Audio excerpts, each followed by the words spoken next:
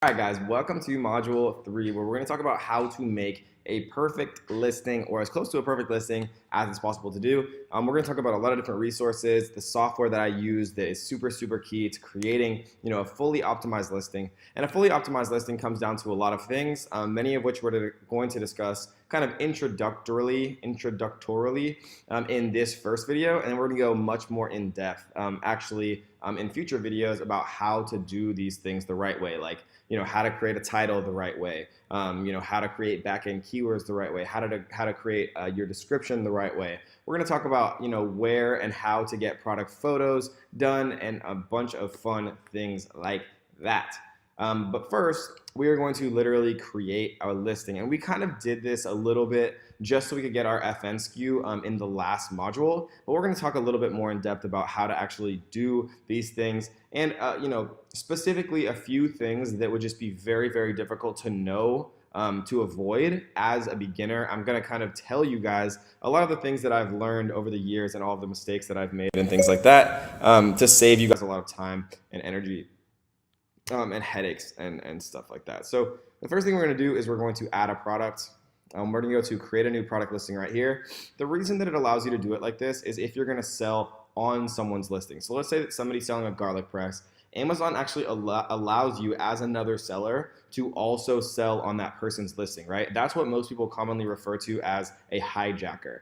And so when you get a hijacker on your listing, it means that they have the ability to price their products lower than yours and steal what's called the buy box, right? So if there's 10 different sellers on one Amazon listing, then who has the buy box means that when someone actually clicks add to cart and buy, whoever concurrently owns the buy box, like right, Amazon calls it the buy box, gets the credit for that sale and gets the money for that sale, right? So owning the buy box on your listing is definitely something that you always want to keep in mind. And so we're going to talk about the best ways to do that and the best ways, to actually combat when you do have a hijacker all later in this module. But before we do that, we're going to talk about just a few simple things when it comes to actually creating the product listing. So we're going to click create a product listing here. We're going to do one just for a basketball because that was the first thing that came to my mind just now. You'll see that there's different categories here, right? For example, basketballs, toys and games, sports and outdoor play, sports, basketball, basketballs. Right? Or we could do sports and outdoors, sports and fitness, team sports, basketball, basketballs, right? In my mind, I would rather actually choose basketballs in sports and outdoors just because, basketball to me is more a sport than it is toys and games, right? These toys and games might be like little plastic basketballs or like the tiny ones that you shoot at like the little tiny hoops that you like stick to your wall, right? So I'm going to choose this one, and you'll find that sometimes or always it's worth reading these like categories and subcategories because there'll be small differences and you want to make sure that you're actually in the most accurate category, right? Because a lot of people teach that you can try to sneak into like these weird like secondary categories so that you can rank higher and get like the Amazon choice badge.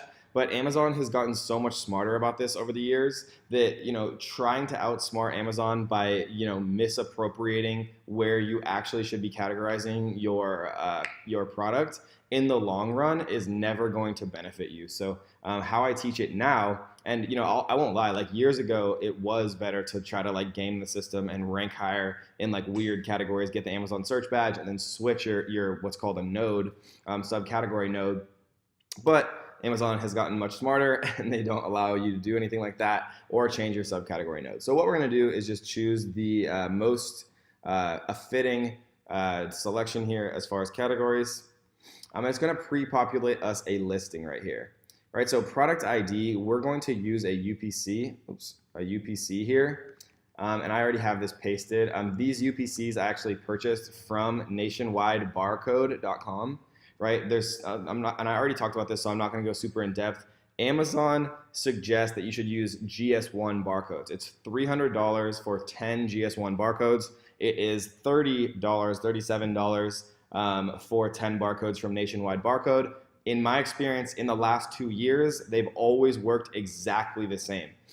Is Amazon eventually going to force you to use GS1? Maybe. That time has not come yet, and so I'm not going to worry about it, right? And so we're going to just put basic stuff here, basketball. manufacturer. This would be the name of whatever you want your Amazon store to be called, right? This is also going to be the same name of, what you're going to get trademarked, which we're going to talk about a little bit later on as well when we get to the brand registry section. And so what we're going to put in for manufacturer is going to be the name. So we're going to pretend like I'm going to do coffee. We're going to sell everything coffee related. So we're going to do KD Coffee. Oops, KD Coffee. We're going to change this to Coffee Grinder. So KD Coffee. This is going to be the name of our Amazon store, right? So like the little link that's actually highlighted that you can click on and you can look at their product portfolios and things like that. This is also going to eventually be what we trademark. So we want it to be something, meaningful to us. So Coffee Grinder, we're going to come back and actually recreate this product name, right? Because this is going to be our title. Variations we're not going to touch for now. Price is actually very important because Amazon has this thing called price band restrictions. And what a price band restriction means is if you set a price originally for your product, and there's other factors too, like the average price of your competition, but it's not as heavily weighted as your initial price you set. If you set a price at like $19 and then your product starts selling like crazy and you want to raise your price to like $49, Amazon won't let you do that. Okay? So the smart thing to do is set this original price at the most you could ever imagine selling your product for, right? And we've sold coffee mugs and wine glasses in the past during the regular year for like $14.99 or $19.99. And sometimes because of supply and demand and because we were stocking out and things like that, we would raise them to just crazy prices like $69.95 or like $79.95, literally like 4 to 7 times more expensive. And so now every time that I'm setting an initial price, because you can actually lower it, but you can't raise it. So for a Coffee Grinder, and I'll literally open up Amazon here. Let's type in Coffee Grinder. I don't know why I'm spelling it like that multiple times. So we see that there's the most expensive one I see is 40. Here's a $99.99. Here's $139. So I see $139. So let's see what their actual price is, because this is probably the sale price. I know. So this is their actual price, and they just have it crossed out. Okay. So what we're gonna do is we're going to set it at $139.99,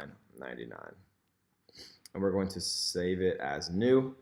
And again, fulfillment channel, I want Amazon to ship and provide customer service for my items if they sell. This basically just means Amazon FBA, fulfilled by Amazon. Images, we're going to leave blank for now because we haven't had those actually made yet, and we're going to save and finish. So that, guys, is how you create the shell of a listing, right? We're going to get much deeper in this section of how to actually create the bullet points, right? And what I mean by the bullet points is like right here, right? They've done a terrible job here creating their bullets, but I'm going to show you guys how to do it right.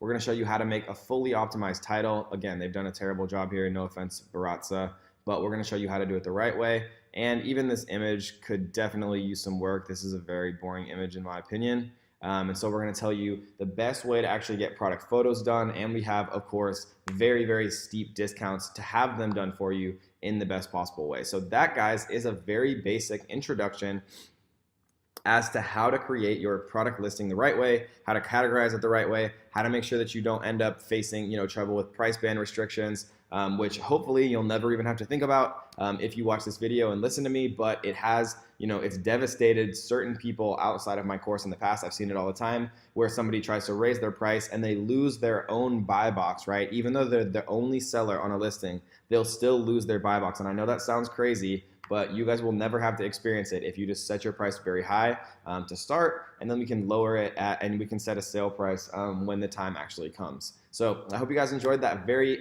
quick intro, and let's get into some more intense, fun, detailed stuff in just a few minutes.